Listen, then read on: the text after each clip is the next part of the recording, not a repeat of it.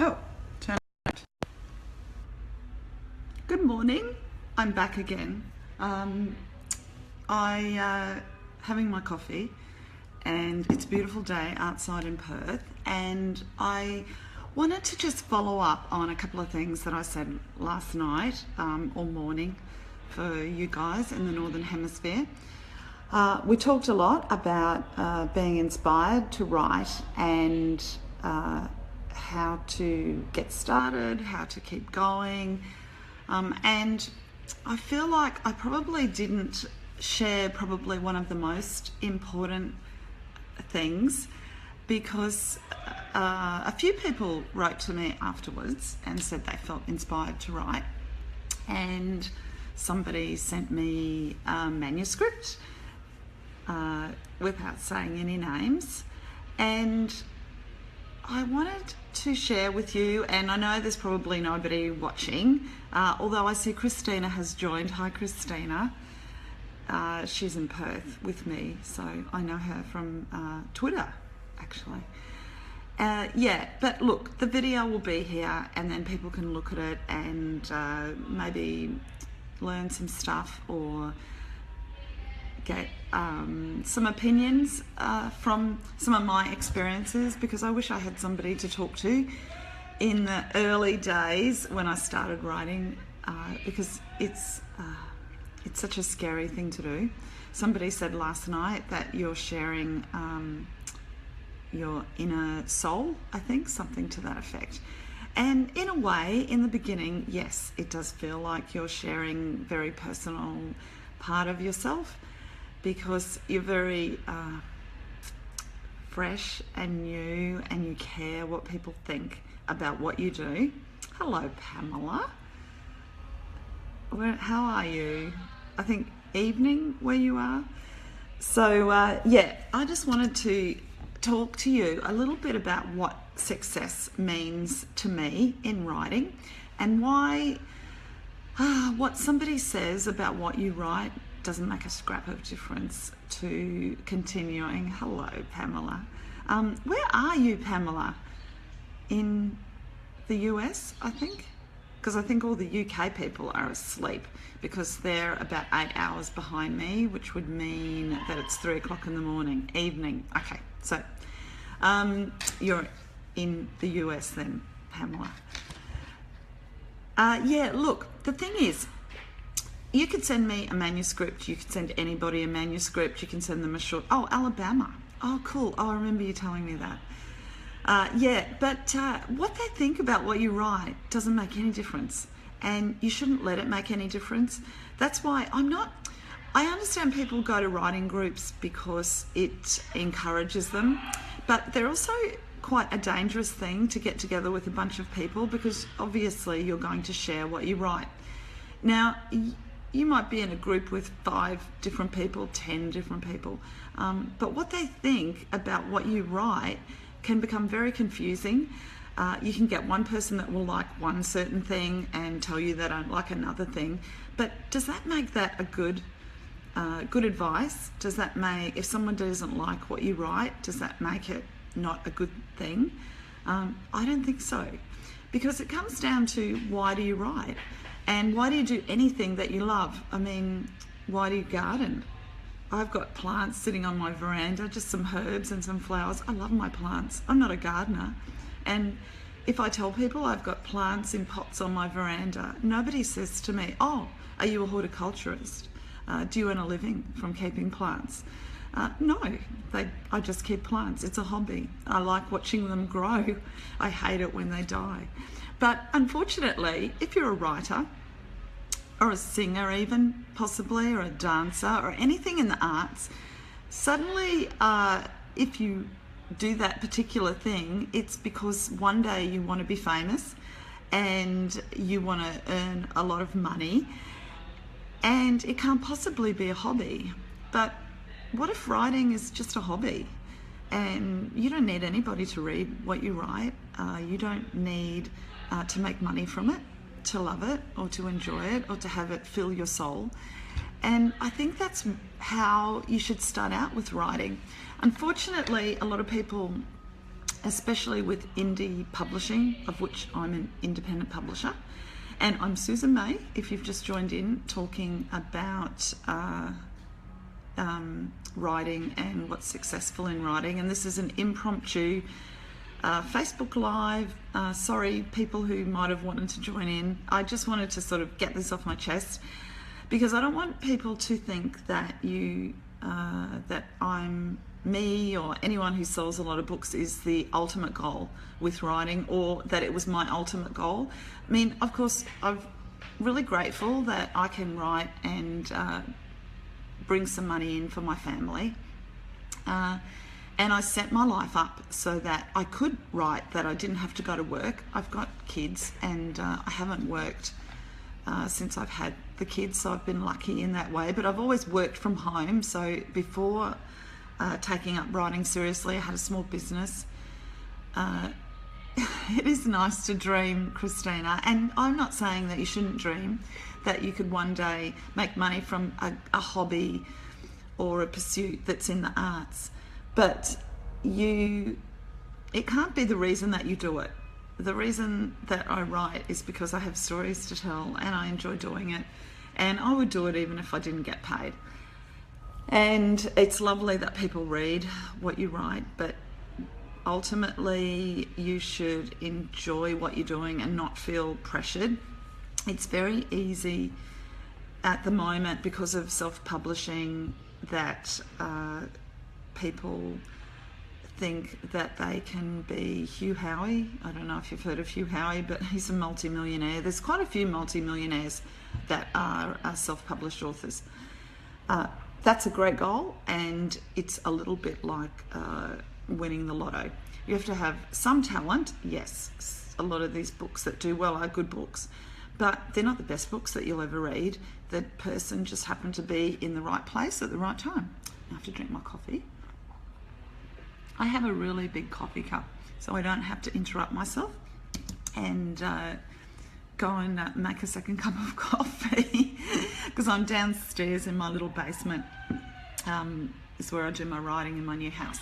Anyway, I just wanted to share with you that if you're deciding or you're inspired to write, especially if you've listened to me talking and think, you know what, yes, I'm going to set myself goals every day, and I'm going to become answerable, because ultimately, if you join a writing group, it's to make yourself answerable. Don't go there because you want people's opinions on your work.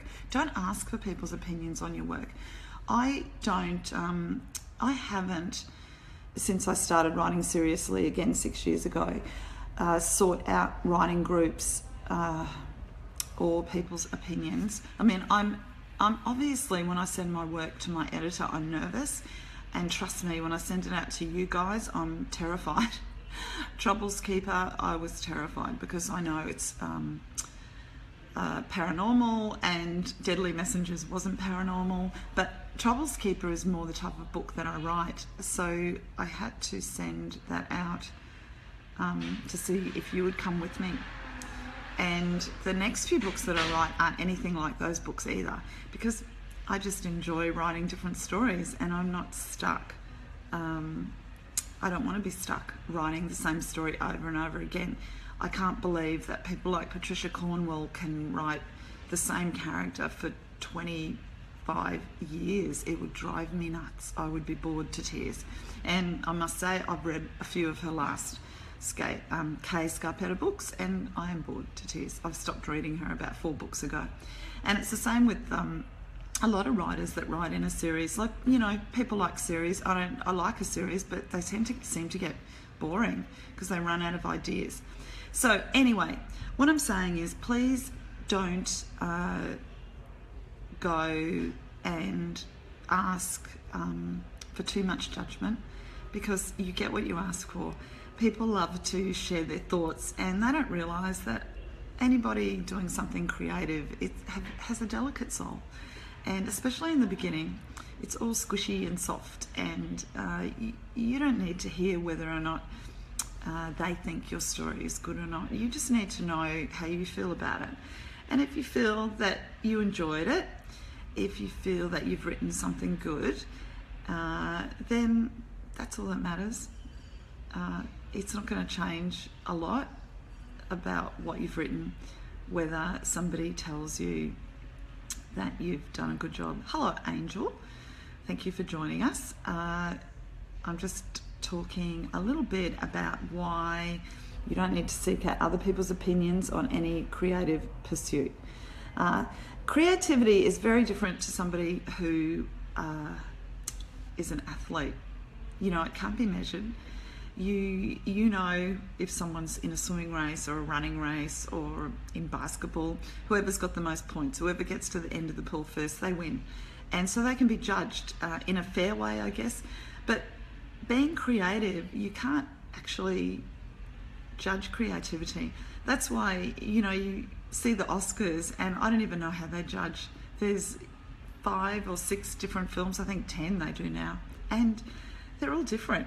How do you judge why this one is better than that one? You can't. So it's a political game, really. And writing is exactly the same. So if you want to write, I urge you to just write. Join a writers group, and if you're in one, that's great. But don't take other people's opinions seriously. Don't go to a writers group because you want someone to tell you you're doing a really good job and they love your work, because some people are going to love what you do, and your family hopefully will tell you that they love what you do. My family don't even read my books. I've only got one sister-in-law who likes to read, and she doesn't like to read violent stories, so I've told her she cannot read my books. And my other family members barely ask me what's happening, although some people do tend to say to me, are you still writing? Are you still doing that thing? Like, you know, it's not my job. You know, if somebody's a secretary or is a barista or something, nobody says, are you still doing that barista thing, you know, or are you still going to that office? Yeah, of course. It's what I do. It's what I've been doing for several years now. It's what I intend to do until I die. So in a way, that's a kind of a judgment, isn't it?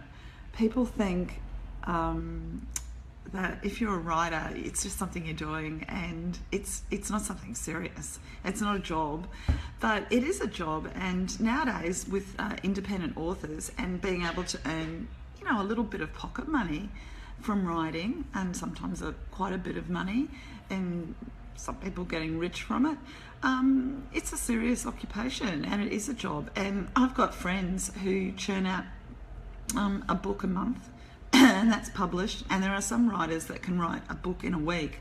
They write 10,000 words a day.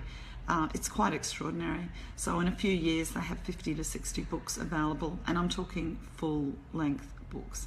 I don't know how they do it. I can't write like that. It takes me a few months with editing. Yeah, I know, Christina, it's mad. I've got a friend who's a sci-fi author, and he's written, he seems to write a book every couple of months. I'm quite blown away by that. But my writing has slowed down because there's a business side now. Unfortunately, when you're an independent author and an author through a publisher, there's a lot of background work now, a lot of promotions. Like, I mean, I should be writing and I'm talking to you, but yeah, it's... I think it's important these days to connect with your readers, because we can. You couldn't in the past, so you were very much on your own, and you didn't even know, authors in the past didn't even really know what their readers thought about their work or how much they'd sold. And authors with publishers still don't know, because they only get royalty statements every 6 months, whereas I get a daily update on how many books I've sold and where they're sold. And I get paid every month by Amazon, which is a great thing. Anyway, here's my advice. As I've repeated, there is no great secret to being a writer. You just do it. Just like there's no great secret, I think, to being an artist. Look, I think you have to have some talent, especially art. I can't draw. I do stick people. I wasn't in that line. But do it because you love it. Don't feel judged. Don't seek judgment. And just enjoy the process. Writing is a hard thing sometimes, but it's not a miraculous thing. You know, they would have you believe, the publishers, because they want you to pay a lot of money for books, and they don't want people to know that writing a book isn't so hard once you've done it a few times, and that it doesn't take a year to write a book or 2 years to write a book. Look, some of these authors do seem to take a long time. I don't actually know what they do with their time. Once you're a professional, hello Stephanie, thank you for joining us. Once you're a professional writer, it doesn't take that long. It is a skill, an absolute skill, just like learning how to spell or punctuate. It's a skill that you learn. The more you do it, the more you learn how to do it. And like I said last night, the toughest thing is handling the mental stuff that happens. And, you know, I have my days on the weekend. I had this, about 3 weeks ago, I had a BookBub ad, it's called, and they shoot out to 3 million people your book. So Deadly Messengers was in that, and it was only 99 cents. I'm letting you into the background secrets on marketing as an author. And that's a great thing. I sold a few thousand books in a day. But the bad thing is that people who pay 99 cents for a book judge it really harshly, would you believe? Because I think when you've spent more money for a book, you want to like that book because you've spent money. So you want to justify what you've spent. So I got, on the weekend, I noticed, yeah, it was kind of cool, Christina. That happens if you get a BookBub. It's so hard to get them to advertise your book. You have to keep submitting, and some people have been turned down like 20 times. I've been lucky. I've had 3 BookBub ads this year with 3 different books. They judge on reviews, and it's huge. So anyway, I don't check my reviews. I kind of don't have time, and it's not really a good thing to do, but occasionally I just come across them, and I noticed that I got 4 people giving me 1- and 2-star reviews for Deadly Messengers. And as experienced as I am and hardened to critique, I read them and they weren't very nice, and I felt a little bit, I don't know, I just felt a little bit like, oh really, you didn't like it? And I thought, it's not worth 1 or 2 stars. I would reserve that for a book that hasn't been edited, that's got not a clue. And I sort of think my books have a little bit of a clue. But anyway, it goes with the territory. Does that mean that Deadly Messengers and all the people that gave it 3 stars, 4 stars, 5 stars and loved it, does that mean it's not a good book? No. Everybody's got a different opinion about what's a good book and what's a good story and what's good writing. I don't like literature. I don't like wordy stuff that's all about description. I like pace. I like a bit of mystery, as you can tell, and I like a thriller. So that's genre fiction. And I think if these people didn't like my book, it'd be nice if they didn't write mean things to me, like, you know, stick to your day job. I mean, this is my day job, so what am I going to do? But that comes with the territory. And it's the same. If you ask a family friend, a family member or a friend what they think of your work, I'm just reading the little comments. It's hard to talk and read comments at the same time, but anyway, yeah. And they tell you it's great. You know, the first thing your mind will think, they're just saying that. Because I have the same thoughts. When my husband reads my stuff, he really likes what I write, even though he's not a big reader. And I always say to him, you don't read, you're not a really good judge. However, the great thing he does do is he always points out where I've gone wrong. You know, he tells me, oh, this is great, it's easy to read.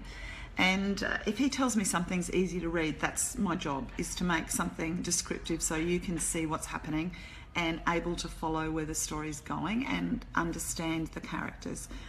If my husband tells me it's easy to read and he liked it, then that's good.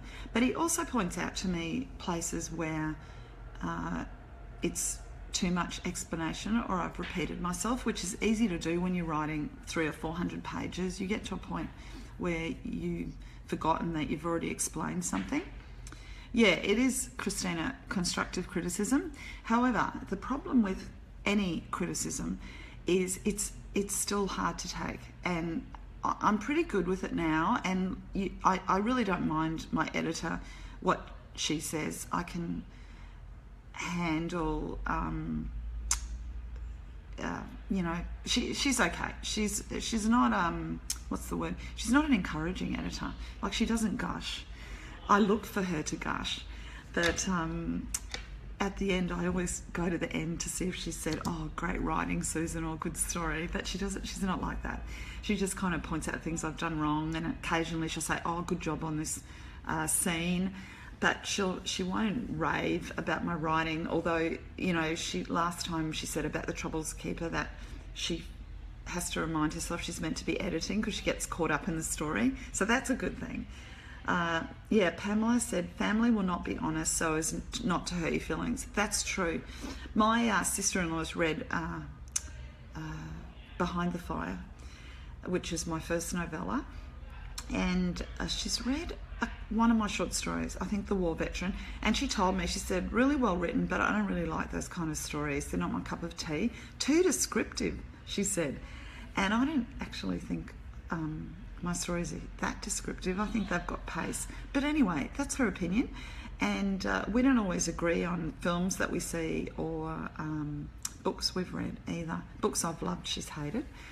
So that's the other thing. You give it to family and friends, and just beware. You really have to take it with a pinch of salt. I'm not saying don't share your passion. Just be reminded not to seek an answer. I think if you hand things over for people to read, what you need to remember is you're not giving it to them because you want their opinion. I give my work to my husband because I want his opinion, but I've been doing this for a while, so I'm really tough. I used to cry a lot about my writing and be very disheartened. I've entered lots of competitions and I haven't won a lot of competitions. I've won a few or been highly commended. But I've got to the point where if someone likes what I do, great. If they don't, you know what? I just say, too bad for you. You don't like what I do, I don't care. It's very subjective. And there's a few readers that I have in my mind when I write, and they've been with me since day one, and they're my beta readers in a way. There's just a few hundred of them, which is lovely. And if they come back to me and say they really like my stories, then I know I've done a pretty good job. I know they'll be honest with me to a degree. I've seen some of those reviews. I've seen a few 3 stars from my loyal reviewers saying not as good as the previous book. That's okay as well. But what I don't want people who are interested in writing or who are writing at the moment or see a career as this, who take it up now because they're inspired, I don't want you to be disappointed in what lies ahead. It's a very long road to publishing good work, I think. I'm still on that road. I think my next book's better than The Troubles Keeper, and I do think The Troubles Keeper is miles better than Deadly, which is miles better than Back Again. I'd like to go back and rewrite Back Again, actually. I think it's not as good as it could be, but I haven't got time. Anyway, it's a long road, and the toughest thing is to keep going and enjoy every part of it, even the hard parts. And the hard parts are fighting the need to feel that people like what you do. You like what you do, and that's the most important thing. You have to do anything that is your hobby or your passion only for you. Don't do it for the cheers. Don't do it because you want to impress anyone, because ultimately then you'll stop doing it. Because, especially with writing, a majority of it, it's like training for the Olympics. No one watches people train. 4 years they've got to train. They get up there, some of them for 10 seconds, and it's what happens in those 10 seconds, and everyone cheers if you win, nobody cheers if you don't, and then they soon forget you, like the Olympics were, 4 or 5 months ago, and I can only remember a few of the people that won, and yet I was cheering. So there's only a tiny, tiny window where you put your book out there or your story out there and people read it and they go, yay, because people move on.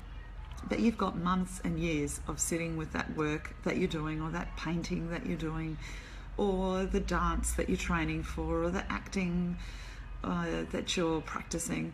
So you have to enjoy that process, because the other one is short-lived and not as fulfilling as you would think once you've done it. It's maybe the first book is a thrill that you finished it, and the second book, but eventually it's just a job. And I love all my books and I love doing it, but I love doing it. And if people read them, more the better. And that's what I want anybody who watches this to take out of it, to just not feel judged and not seek it, and gather with like-minded people. Doesn't mean you have to share your work with them, and be a gardener of your soul. Nobody, like I said, asks me, am I a horticulturist? Would they have seen any of the flowers that I grew? And yet, when you tell people you're a writer, that's what they say, have I read your work? Can I buy it anywhere? What if I've never published anything and I just write for the fun of it? Nothing wrong with that either. I think that's what I want to leave you with. And I find doing these Facebook Lives good, but I also find them kind of strange to be sitting here looking at myself talking into a phone. So I'm not going to do a huge amount of them. I'll do them when the moment takes me. But I'll do another one in January maybe to talk about my new book that hopefully will be finished if I can get some time and follow my advice and do a little bit of writing every day. I just don't seem to be able to do that. But I've got to get onto that. I've hired some people to do some marketing, and so I don't have to do it. And I've hired people to do quite a few different things, and I'm hopefully getting an intern just to do the background stuff that I don't get to. I know it seems ridiculous, but it's the way of the world. When you're an indie author, you are a business, and I'm an export business actually for Australia, and so I have to run it like a business. So to everybody, I really would like to say Merry Christmas, and I hope 2017 will be a great year for you. I'm hoping in 2017 to have at least 3 books released. Hopefully the one I'm writing I'll have to early readers late January. Fingers crossed. Get my act together. But as you can see, I'm like you. I easily get waylaid, but I don't beat myself up anymore. Don't beat yourself up about anything. The world is very good at beating you up at every single thing that you do. Strangers are good at beating you up, so don't you join in. You know, pat yourself on the back if you attempt to write a book. Even if you attempt something that terrifies you, pat yourself on the back for even considering doing that, for putting yourself out there. I applaud anybody who follows a creative pursuit and bears their soul and bears their work. I know how that feels, and I hope that anyone who embarks on this has the success of completing something or doing something that makes them feel great, that they can share with somebody if they choose. So anyway, I'll leave you with that. Be brave. Go forth and be as happy as you can with everything that you do, and be kind, because if you are a creative person, you learn that being kind is very important, because you enjoy kindness from other people. So I believe in giving out what you want to receive, and so I try and be happy, I try and be kind, and I try and inspire people to do the same, because we'd live in a really great world if everyone thought like that. Okay, so take care, and I will see you on the Mayhem Gang. Please invite people. I really would love to grow the gang to quite a large group. That would be great fun. I'm going to start doing some prizes in the new year. I've got to get some books shipped over from the US because they're printed there. So I will be running some prizes where I'll ship some signed copies over to people. I'm going to give away some Audibles soon. I've got a whole bunch of giveaway codes and I've just done nothing with them, so sorry about that. But if you like Audibles, I'll give away a few for Christmas. And yeah, please invite a whole bunch of people, because we talk about everything, not just writing, we talk about life. And it's a safe place. Nobody is going to pick on you at all for your opinions. And if they do, well, we'll talk to them seriously. Or we'll put them in Judy Clay's basement in New York. Okay, signing off now so I can get to some writing. Take care and thank you for joining me. I hope you got something out of this. Bye.